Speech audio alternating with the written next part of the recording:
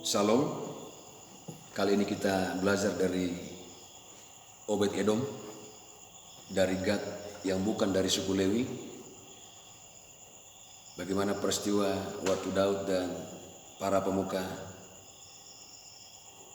sudah merencanakan untuk membawa tabut perjanjian, memindahkan tabut itu dari Kiryat Yearim, dari tanah Filistin, dari rumah Abinadab. Ketika mereka membawa tabut perjanjian itu, Usa dan Ahio mengangkat kereta itu. Maka ketika di dalam perjalanan, Usa mengulurkan tangannya. Usa begitu ceroboh sehingga Tuhan murka dan Tuhan membinasakan saat itu juga, yaitu Usa. Daud melihat dan dia takut dan dia marah, sehingga rencana awal yang tadinya harus dibawa ke kota Daud, ke tempatnya, jadi berpindah. Dia menyimpang ke rumah Obed Edom. Ketika kemarahan dan kekesalan itu terus tidak terkendali, maka yang ada hanya membuat kita menyimpang dari kehendak Tuhan. Iya, saudaraku yang dikasih Tuhan, di dalam 1 Tawarik 13, ya, ayat yang ke-14, jelas bahwa rumah Obed Edom diberkati Tuhan luar biasa.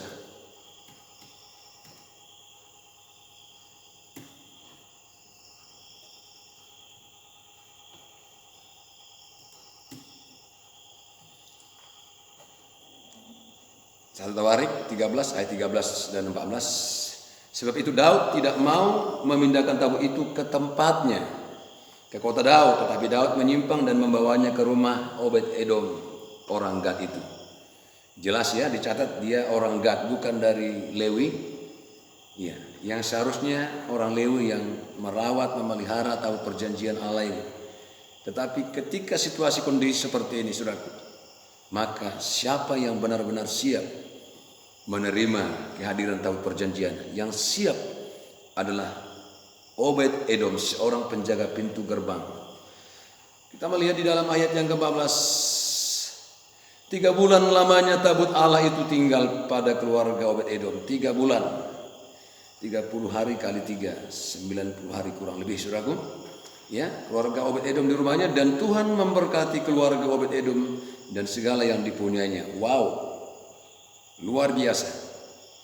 Ya, seorang penjaga pintu gerbang yang pekerjaannya sehari-harinya hanya menjaga pintu gerbang.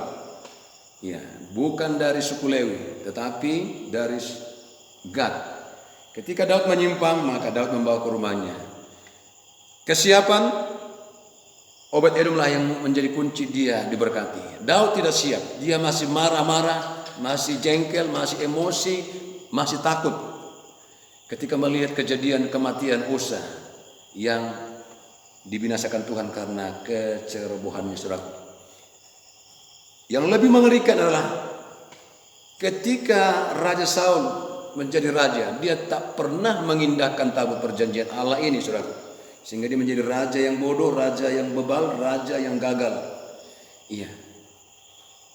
Kunci keberhasilan Daud adalah dia memperhatikan, menghormati tabut perjanjian. Maleakhi 2 ayat 2 mengatakan, kita melihat Maleakhi 2, ya, ayat yang kedua.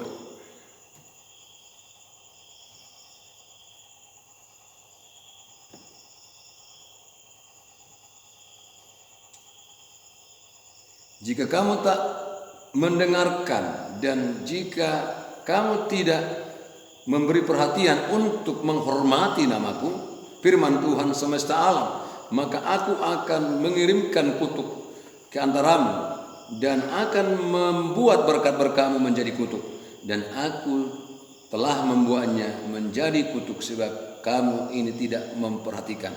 Saul tidak memperhatikan sehingga Tuhan mengutuk pemerintahannya, mengutuk hidupnya. Ya, karena dia tidak memperhatikan. Apa yang disampaikan oleh Nabi Samuel tak diperhatikan, tak diindahkan.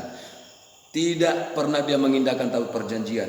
Yaitu dicatat dalam 1 Tawarik 13 ayat 1 sampai seterusnya. Terus Tuhan akan mengubah berkat-berkatmu menjadi kutuk. Iya. Tetapi apa yang terjadi ketika kita menghormati tabut perjanjian seperti Obed-Edom? Berkat melimpah. Ia dan seisi rumahnya dan segala yang punya dia berkati. Bagian orang yang tidak menghormati Tuhan, tidak memperhatikan, tidak menerima, tidak menghargai Tuhan adalah kutuk. Tetapi bagi mereka yang menghormati Tuhan, mereka pasti diberkati. Sekalipun orang mengutuki dia, namun Tuhan mengubahnya menjadi berkat. Tuhan Yesus memberkati kita semuanya. Haleluya. Bila ku buka mataku dan lihat wajahmu, ku terkagum. Bila ku lihat hidupmu dan karya tanganmu, ku tersanjung karena semua yang baik dalam hidupku itulah karyamu.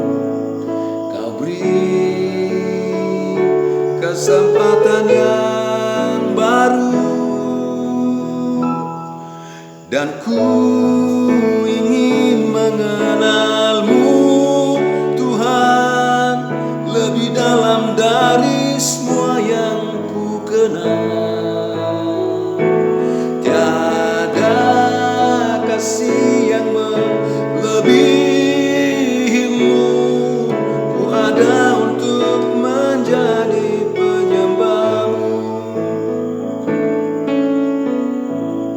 Mari kita tetap menyembah Tuhan.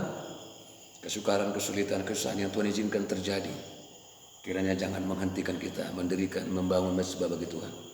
Tetaplah mendirikan mezbah bagi Tuhan, tetap menghormati tabut perjanjian, kehadiran Tuhan dalam keluarga kita, dimanapun kita ada. Sekian, kiranya menjadi berkat buat kita sekalian. Salam, Tuhan Yesus memberkati.